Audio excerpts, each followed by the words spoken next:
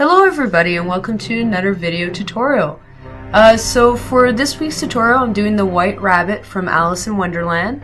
Now this is more of a continuation of the previous two paintings that I did, following the same horror light theme for this storyline. So when I was approaching this design for the White Rabbit, once again, this is a character that is not necessarily evil in this world, but he needs to have that unsettling feeling to him so that it follows in with other characters that are essentially previously introduced. So what I needed to do is obviously include very similar clothing designs, but make it a little bit less scary looking in comparison to the card designs that I had done in the first week. So taking this into account, my choice in the background, since the White Rabbit is essentially the reason why Alice finds her way through this world, I'm going to have him actually in essentially the tunnel where she's essentially coming into Wonderland itself. It shows a lot about the character, and it's a good placement for this character and for this overall design. Now, following with like that bone light structure that you see in most of the other characters that I've already drawn, I wanted to have obviously that same bone light feature to this character. So in the ribcage area you will see that there's actually some vertebrae. Even though he's obese, this character, he actually has very bony attributes to him. So his arms are very bony, his legs are very bony, his ribcage is very bony, but his overall mass is actually quite large. And essentially what I did is I actually broke the anatomy for a rabbit in order to get that massive look. This character needs to stand out from essentially the March Hare, so I'm making this character much larger, and what I plan to do in the future, if you guys keep on choosing this theme, is I'm going to do the March Hare much more slender-like, so that essentially their silhouettes are different, so that you can't misinterpret who they are if they were standing side by side colored in black, essentially. It's really good when you're designing characters to make sure that the individual silhouettes read correctly and are unique to each other. So it is something that I do try to keep in mind, because by doing that you get something that looks really, really nice and unique, and also is instantly distinguishable to the viewer.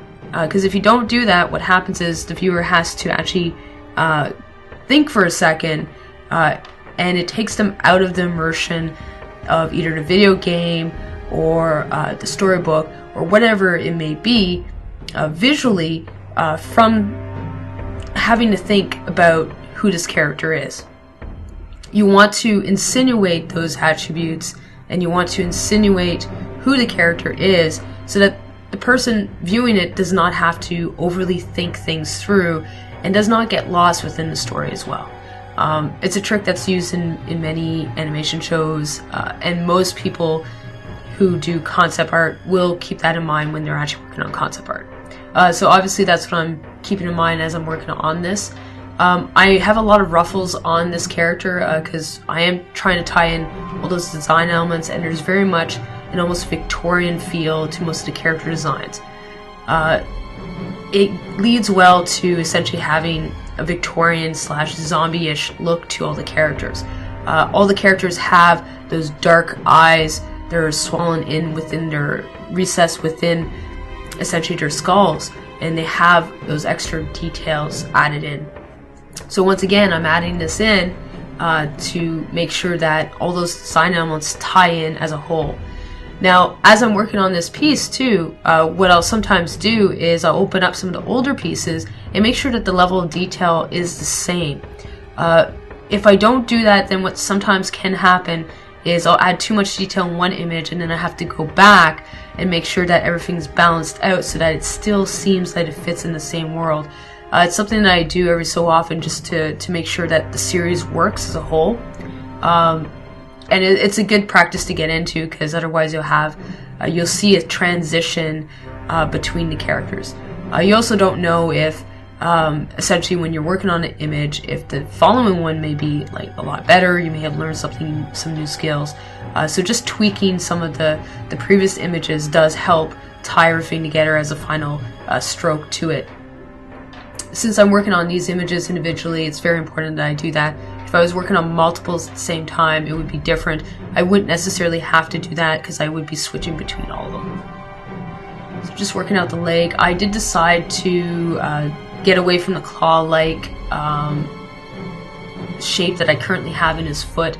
You'll see that I'll actually join the toes up and then replan them out to make them look a little bit more rabbit-like and to give them a bit more structure than what they previously had, because the structure wasn't entirely correct and it needed to fit within what would look somewhat like a bunny's foot.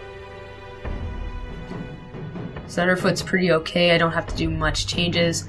I will be starting on the pocket watch, as you can see right now, and once again I'm insinuating that ribcage look to the clock elements, because that's very much a repetitive theme within all the images, is that there's a lot of rib cages, there's a lot of bones or insinuation of bone-like structures. And that's essentially how I'm tying all those elements together, is I'm insinuating bone-like structures throughout design so that it looks like it fits. So working on the highlighted areas, I'm adding some highlights specifically in very certain areas just to make sure that the character itself stands out from the background. If I don't do that, then what tends to happen is the character can actually meld into the background. You can't really see all the detail. If this was essentially being taken and put into 3D or something like that, it may be difficult for the 3D modeler to actually extrapolate the character design elements unless those things are properly distinguishable. So I'm just adding some teeth, and I want to add more than one, just the two standard teeth that you see. I can break the anatomy for this character because of the type of theme I'm going for, and that's what I essentially did, is I added multiple teeth, almost human-like teeth to him. So this is the final image. I hope you guys enjoyed it, and I hope to see you guys next week, so thank you and take care.